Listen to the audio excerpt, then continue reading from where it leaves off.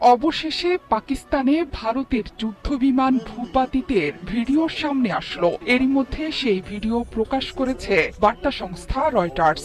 ভারতের পক্ষ থেকে হামলার পর পাকিস্তানি সামরিক বাহিনীর মুখপাত্র জানিয়েছিলেন 5টি যুদ্ধবিমানের মধ্যে 3টি হলো ফ্রান্সের তৈরি রাফাল, একটি রাশিয়ার তৈরি সু-30 এবং অন্যটি মিগ-29 যুদ্ধবিমান। এর মধ্যে সু-30 ও মিগ-29 যুদ্ধবিমান সোভিয়েত আমলে তৈরি করা যুদ্ধবিমান। ভারতের আকাশসীমাতেই এসব যুদ্ধবিমানকে গুলি করে ভূপাতিত করেছে পাকিস্তান। ভারতের পক্ষ থেকেও স্বীকার করা হয়েছে যুদ্ধবিমান ধ্বংসের কথা।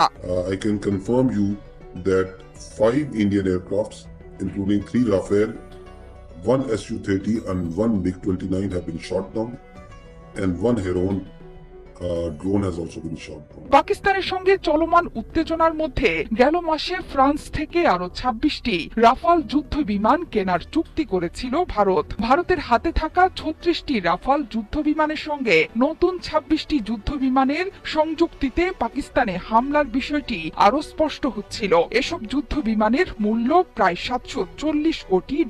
নিজেদের সামরিক সরঞ্জাম দ্রুত আধুনিকীকরণের প্রচেষ্টায় ফ্রান্স থেকে যুদ্ধ বিমান কিনেছিল দিল্লি। যদিও গত রাতের হামলায় অত্যাধুনিক এসব যুদ্ধবিমান পাকিস্তান বাহিনীর কাছে পরাজিত হলো। গতরাতে কোটলি, ভাওয়ালপুর, মুরিদকে, বাঘ ও মুজাফফরবাদে ক্ষেপণাস্ত্র হামলা চালিয়েছে ভারত। এর পরপরই বদলা নিতে শুরু করে পাকিস্তান সেনাবাহিনী। সাথে সাথেই ভারতের আকাশসীমায় থাকা অত্যাধুনিক 5 যুদ্ধবিমানকে ভূপাতিত করে পাকিস্তানের বাহিনী। পাকিস্তানের সামরিক বাহিনী জানিয়েছিল দেশটির মাটিতে আক্রমণে অংশ নেওয়ার পরই ওই 5টি ভারতীয় যুদ্ধবিমানকে লক্ষ্যবস্তু বানানো হয়েছে। এই প্রসঙ্গে খাজা আসিফ বলেছেন, ভারতের 5টি বিমান কয়েকটি মনুষ্যবিহীন আকাশযান, ড্রোন ও নিয়ন্ত্রণ রেখা এলওসি বরাবর কিছু ফাঁড়ি ধ্বংস করা হয়েছে।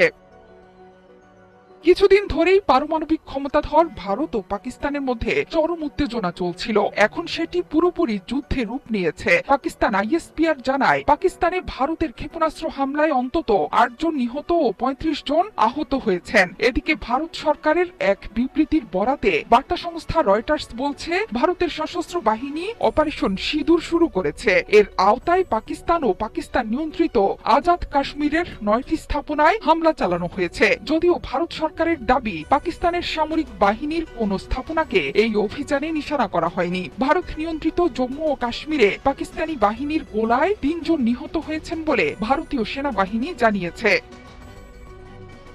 জোহরা চৌধুরী সেতু, 71।